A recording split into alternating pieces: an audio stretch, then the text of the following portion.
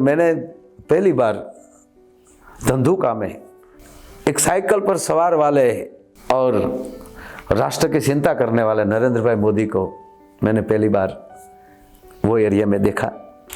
तो नरेंद्र भाई मोदी जब मुख्यमंत्री बने गुजरात के, और धंधुका में दूसरा परिचय मेरा हुआ जब गौरव यात्रा लेकर निकले।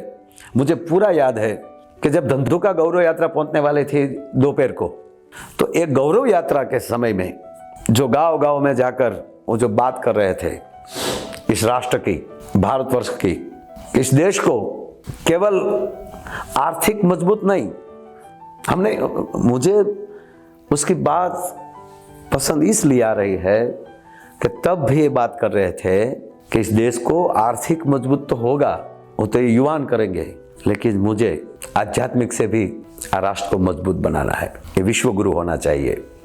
कि मैंने सीएम नहीं थे तब भी नरेंद्र भाई मोदी को देखा है, अब पीएम है तब भी देख रहा हूं, तो उसके जीवन में मुझे दूसरा कोई फर्क नहीं लग रहा। तो एक गौरव यात्रा में मैंने धंधुका से लेकर कोड़ीनार तक और बाद में ऊना से लेकर मेरे गांव बोर्डा तक, बोर्डा गांव में स्टॉप नहीं था मोदी साहब का, तब हमारा एमएलए शिवा भाई था। तो शिवा भाई ने बताया कि भाई माया भाई का गांव है, तो मोदी साहब ने बोला तो जरूर रुकना चाहिए, वहाँ कार्यक्रम होना चाहिए। मैं पेरिस था और मोदी साहब का भी कार्यक्रम पेरिस में था और पूज्य मोरारी बापू की कथा थी, मुझे पूरा पता है।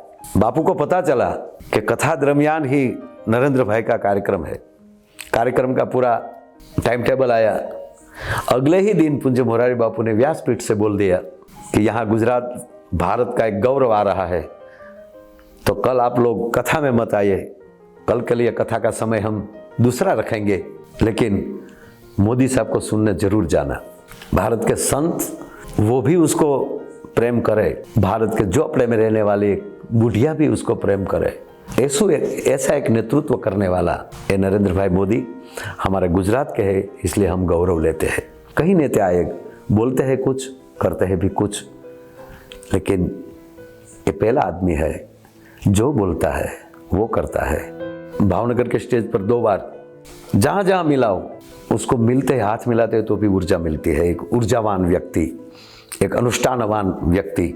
हमारे पूज्य मोरारी बापू महुआ से तो वो बात करते हैं कि ये राज नहीं कर रहा है, ये अनुष्ठान कर रहा है, ये अनुष्ठानवान आदमी है। राम मंदिर बनने जा रहा है अयोध्या में, कल्पना भी नहीं की थी, इसलिए हम गौरव लेते हैं। काशी घाट में एक भारत के बड़े प्रधान हाथ में कुंभ लेकर, हाथ में कलश लेकर जो गंगा स्नान और गंगा की ओर जा रहा है, साहब तब का दृश्य देखिए, तब गौरव से बोल रहे हैं हम कि काशी कैसी होनी चाहिए, काशी जैसी होनी चाहिए। और वही काशी के घाट पर गुजरात के पीएम, गुजरात के हमारे प्रधानमंत्री आज भारत के बड़ा प्रधान बनकर ये कार्य कर रहा है। 90 में मेरे को पता ही नहीं था, मालूम नहीं था कि 370 क्या है, कश्मीर की हालत क्या है, पंडितों की हालत क्या है। तो ये आदमी यहाँ बैठा बैठा ये चिंता कर रहा था।